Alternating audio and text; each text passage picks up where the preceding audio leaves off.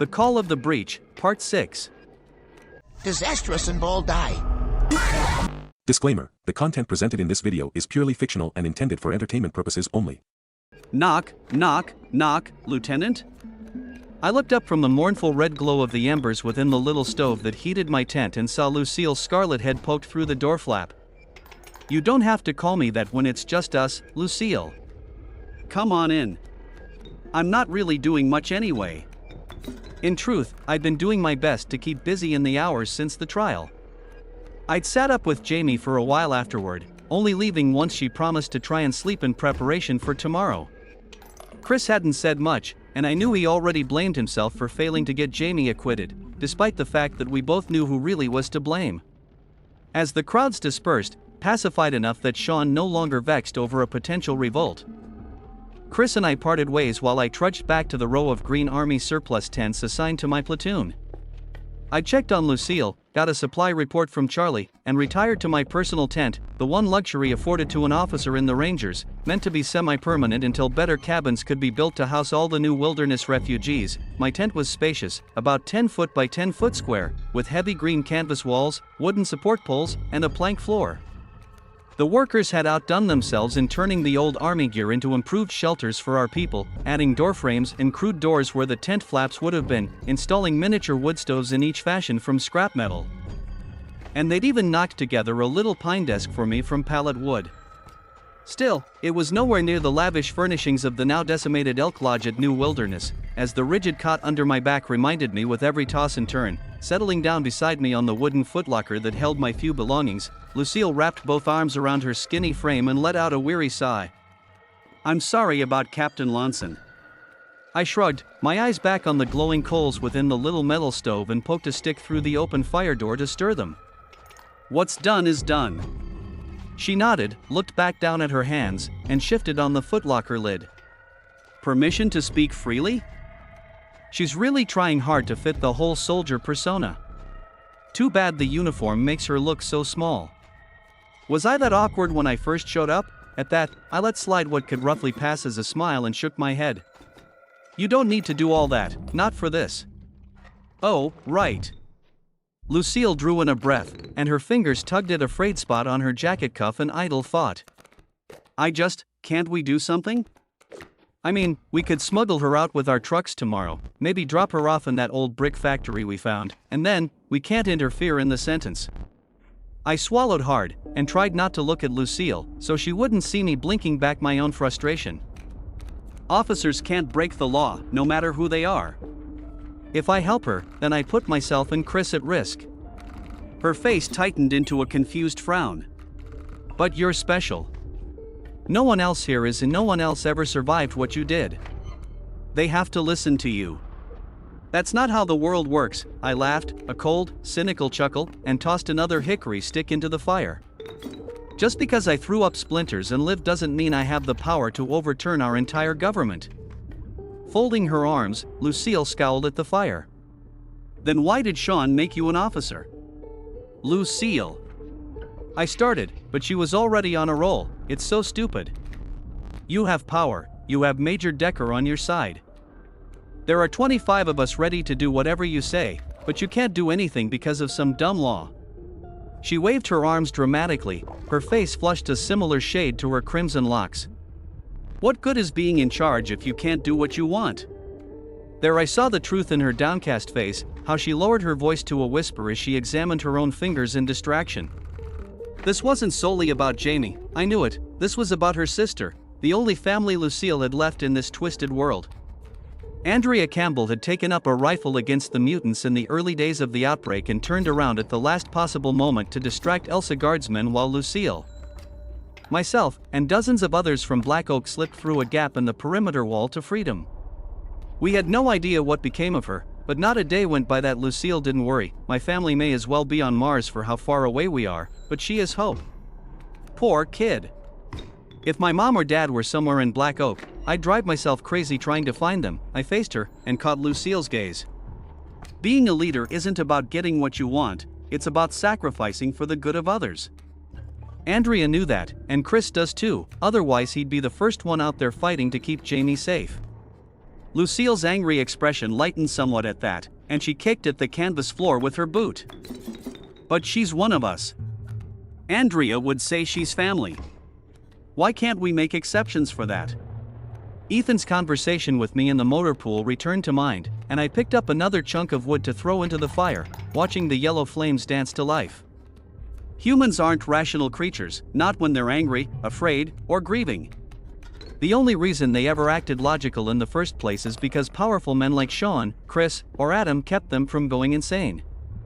If Jamie wasn't found guilty, we'd be fighting an uprising, and she could have been shot, or even hanged by the mob.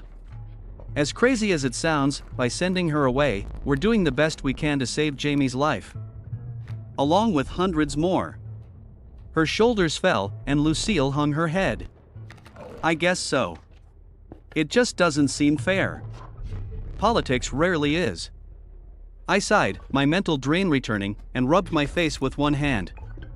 It seemed this day had dragged on forever, and yet I knew I wouldn't sleep well if I lay down. Every time I closed my eyes, I saw Jamie's ashen face as the guards led her away, felt Vesitorax knife in my ribs all over again, and imagined how awful it would be if he caught her. Boots thudded on the boardwalk outside, and a muffled voice called through my doorframe. Hannah? Chris, throwing me a knowing look, Lucille rose to her feet and made a quick salute. I better go get some rest. You don't have to, I started to protest, but the girl cut me off with an ornery wink, and as the door opened, she slipped past Chris on the way out with another brief salute in his direction. Pulling the door shut behind him, Chris locked eyes with me, his face drawn and solemn. There's dinner in my room. My stomach squirmed in vicious knots, and I shook my head. I'm not hungry. His lips twitched into a disappointed, if unsurprised, half smile. Not hungry, or not interested. Wake up, Hannah, he's flirting with you. Realizing my mistake, I pressed a palm to my forehead in humiliation. Sorry, it's just been a long day. Chris strode over to sit on the footlocker beside me, resting both elbows on his knees. Maybe you should stay then. Get some shut-eye. Tomorrow's going to be busy. I bit my lip at myself and climbed to my feet to grab my jacket. I didn't mean that as a no. And I didn't mean it as an order. He cocked his head to one side, studying me as I moved with a weary sigh. You went through the trouble to find some food. I jammed my boots on one by one in a clumsy hop. It's not like I'm going to sleep much anyway. Maybe not by yourself. Wait, what? I froze mid-hop, one boot on, and spun my head around to stare at him. Now. Of all times, of all nights, was he finally inviting me into his bed now? Even if we had been in a place where I felt confident enough to get naked around him, there was no way I could summon enough will to feel sexy when Jamie faced exile. How on earth could he not see that? It doesn't have to be anything you don't want it to be. Reading my mind, Chris held up a hand to stop my frantic thoughts. Tomorrow is going to be tough on us both, and we're not going to get much time together once the offensive kicks off. I don't expect anything, Hannah, it's just, I don't want to be alone tonight. Please. At that last word, his voice tinged with emotion, and Chris's eyes begged me in a hurt, broken way I hadn't often seen. He didn't get overly emotional, even in the face of horrendous things, and for Chris to plead with me, it had to be bad. He was in pain, I could see it, and that was enough to rouse a sense of sympathy within me, a deep need to feel something other than agony from my own rash choices. Okay. I wrapped him in a quick hug, and then sped around the room to collect what I needed for the night. I'll just get some things, and we'll go. 2 seconds. We walked to the mechanical shed, and climbed to his office, where a fire waited in the grate, along with a pot of soup he bargained from the market. I'd already scrubbed myself down earlier at the communal bathhouse and changed into some lighter shorts behind a curtain in the corner of the room. It was warmer here, the building holding the heat of the fireplace better than my tent. And it smelled of chicken broth from the soup, a pleasant ambience that soothed my wounded nerves. Pulling a brush through my hair, I tried not to think about the fact that I'd borrowed it from Jamie, or how she would have winced at the knowledge of what I was about to do. She'd loved Chris before I ever came to Barron County, loved him and lost him, and a small part of that would never heal. I never pressed Chris on how far he and Jamie had gone, it wasn't my business, and besides, I didn't want to make an already uncomfortable situation worse. However, it did make me nervous, thinking about what Jamie, with her beautiful curves and long bleach blonde hair, would have worn. To bed on a night like this, even if we're not going to do anything, I wouldn't have minded some advance warning so I could find something in the market sexier than this. This shirt is way too baggy. I look like a homeless. Coming around the curtain, I stopped dead in my tracks, and the air stuck in my throat. Chris stood with his back to me across the room, wearing a pair of polyester black athletic shorts, having just tugged off his own shirt. He clearly hadn't detected the light footfalls of my sock feet on the rough sawn floor and was busy searching in his own footlocker for a suitable replacement. I'd never seen him shirtless before, and while a tiny part of my brain huffed with annoyance at my own rudeness, the rest of me stared, unable to stop myself. Lit by the flickering of the surrounding candles, his chiseled torso was a rolling tapestry of muscle, toned and sleek, like something off a men's fitness magazine. I'd seen him work with the other men before, fought alongside him enough to know his strength, but in this light, it made my head spin. Chris's skin gleamed, smooth as silk in the light, stretched over mountains of sinew and tendon that could have broken me in half like a twig if he wanted to. Stitched over this, I noted the many scars that marked him in jagged little slices, raised bits of torn skin that had sewn itself back together over time. Some were rather large, one on his right shoulder almost as long as my hand, while others were small, but I had no doubt they'd all hurt when they were new. It reminded me that Chris had spent 2 weeks in the abyssal nightmare of the forest alone after his helicopter was shot down, and the untold horrors he'd seen were evidenced in his ragged flesh. Finding a shirt, Chris turned, his eyes focused on his hands, and my muddled brain threatened to go into meltdown over the rest of him. While our borderline starvation rations at New Wilderness had always been a drag, it had certainly done him massive favors, the surface of his stomach flat save for the slight ripples of his abdominal muscles. Both Chris's arms were taut with more bulges, and a light coat of curly brown hair covered his broad chest. "Breathe, come on Hannah, you need to breathe." At last, Chris noticed me standing there, and he paused halfway through finding the armholes of his shirt to return my stare. I found myself baffled as his sky-blue eyes traveled the length of my diminutive frame with a hungry glint. On the heels of his devouring gaze, I was suddenly conscious of the air on my legs, how the thin shorts didn't quite reach my mid-thigh, and that the baggy shirt I'd fretted over wasn't so baggy as to hide me completely. Sure, I still didn't feel the wave of confidence needed to hurl myself at him with primal desire, but with how he looked at me in that moment, it seemed as though I was the only girl on earth. No one had ever looked at me like that. Heat pooled in my core, static roared in my brain, and my pulse jumped under my skin with adrenaline as I dared to let my thoughts wander, dared to imagine taking that shirt away from him and rattle, rattle, rattle on the small propane burner at his desk. The stainless steel cooking pot hissed steam from under its lid, and Chris yanked his shirt on, crossing the space to tend to it. "Soup's done." Sucking in a gasp, I forced my racing heart to slow and padded over to the 2 stools he had set up for us. I wasn't hungry but made myself eat anyway, and the delicious combination of starchy noodles, chopped vegetables, and salty chicken helped to untangle the knots in my gut. At the very least, I ended up yawning once or twice before the meal ended, and noticed Chris do the same. With the soup gone, Chris stoked the fire in the stove and strode to the conversion couch to peel back the covers on the pullout. Turning to me, he flushed an adorable shade of crimson and cleared his throat. "Ladies first." Climbing in, I felt my heart pound in excited, if nervous beats, and let him pull me close as he got in beside me. I'd thought of us together many times before, admittedly with more than some innocent cuddling going on in my mind, but with how awful today had been, this was a welcome reprieve. He smelled of the same kind of homemade soap everyone used at the fort, a slightly oaky scent due to the wood vats used to make it. The gray cotton shirt he wore was soft against my skin, and I felt shivers of pleasant warmth flow through me as we settled down together beneath the blankets. "You comfy?" He whispered and stroked my hair in a way that turned my mind to mush. "Comfy doesn't even come close to what this is, yeah." With a contented sigh, I dared to hitch one leg around his waist and relished how it felt to have his body against mine, the two of us as close as the thin material of our garments would let us be. We lay there in the shadow of the dying candles, and for a while, neither of us spoke.